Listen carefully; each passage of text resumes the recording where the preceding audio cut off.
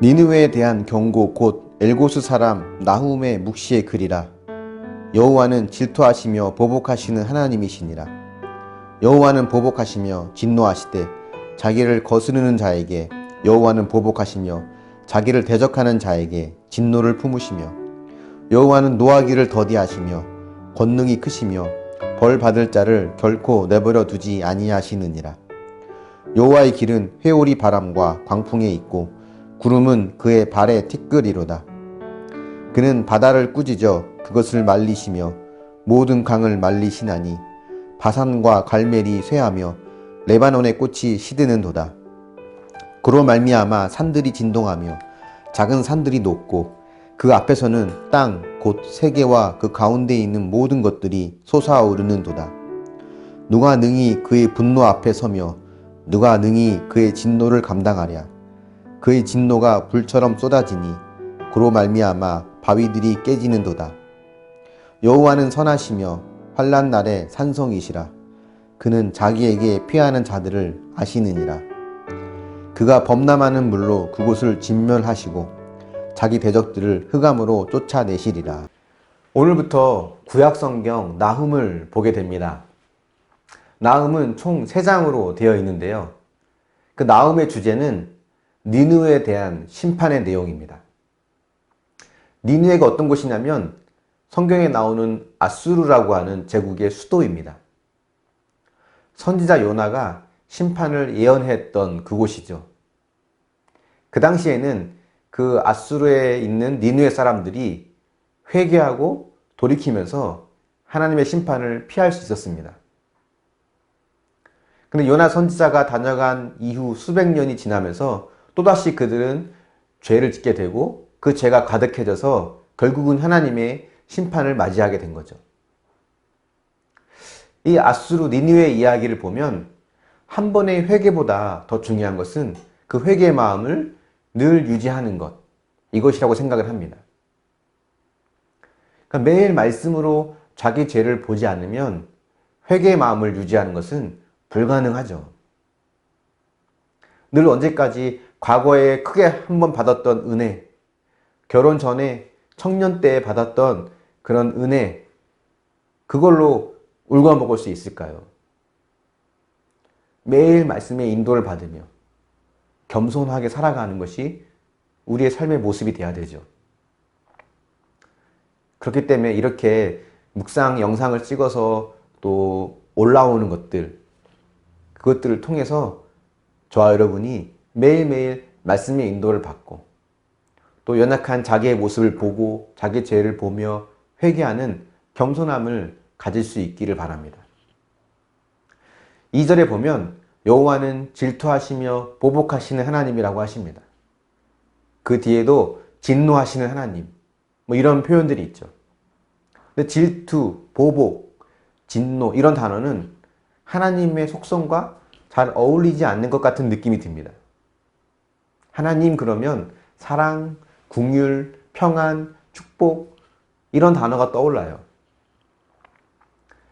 근데 여러분, 이 질투라고 하는 것만 보더라도 이 질투는 사랑과 아주 밀접한 관계가 있습니다. 동전의 양면과 같은 거예요. 사랑하는 마음이 있기 때문에 질투가 가능한 거죠.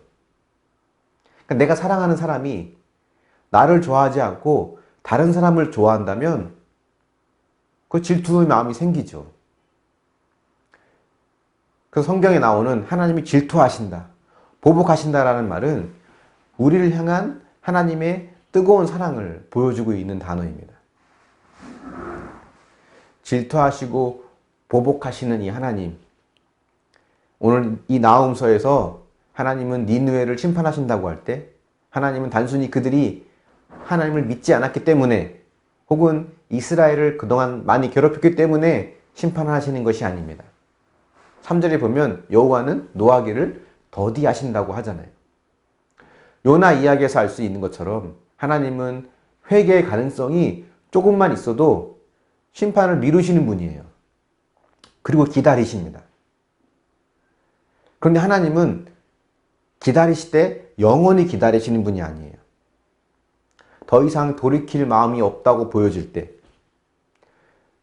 회개하고 돌이킬 가능성이 없을 때 하나님은 심판하십니다. 당시 아수르는 아주 막강한 힘을 가지고 주변에 있는 나라들을 하나 둘씩 정복하기 시작했습니다. 북이스라엘도 이 아수르에 의해서 멸망을 당했죠. 남유다도 거의 멸망당할 뻔했습니다. 땅의 대부분을, 성읍의 대부분을 빼앗기고 예루살렘 성만 겨우 버티고 있었죠. 그때 히스기야의 어떤 기도로 기적적인 방법을 통해 하나님께서 아수르를 물리쳐 주셨습니다. 하지만 그 이후에도 늘 이 이스라엘은 아수르에게 괴롭힘을 당했어요. 막대한 양의 조공을 바쳐야만 했습니다. 그런 힘을 가진 아수르, 그렇게 주변의 국가들을 정복하고 이스라엘을 패망시키고 남유다를 괴롭혔던 것은 하나님이 그들을 심판의 도구로 사용하신 거죠. 그들 힘이 세서가 아니라, 그들 힘 스스로 강해져서가 아니라 하나님은 그들을 심판의 도구로 사용하신 것 뿐입니다.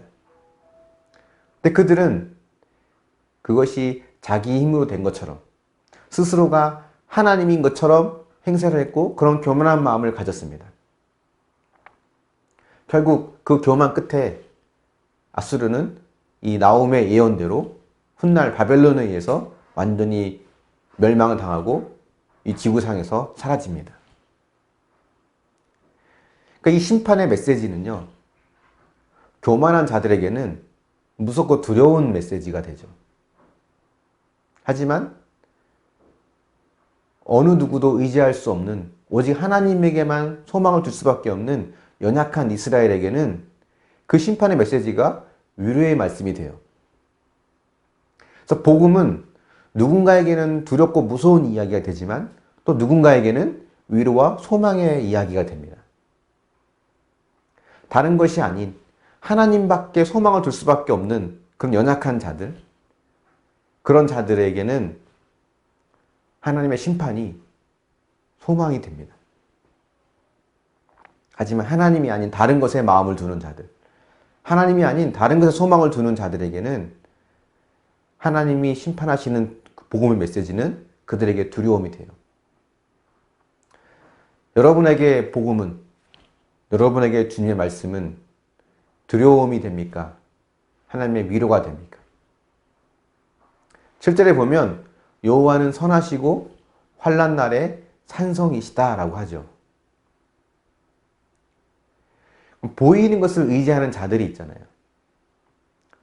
그들은 결국 진정한 산성이신 하나님이 아닌 다른 것을 의지하기 때문에 두려움 가운데 멸망을 당합니다.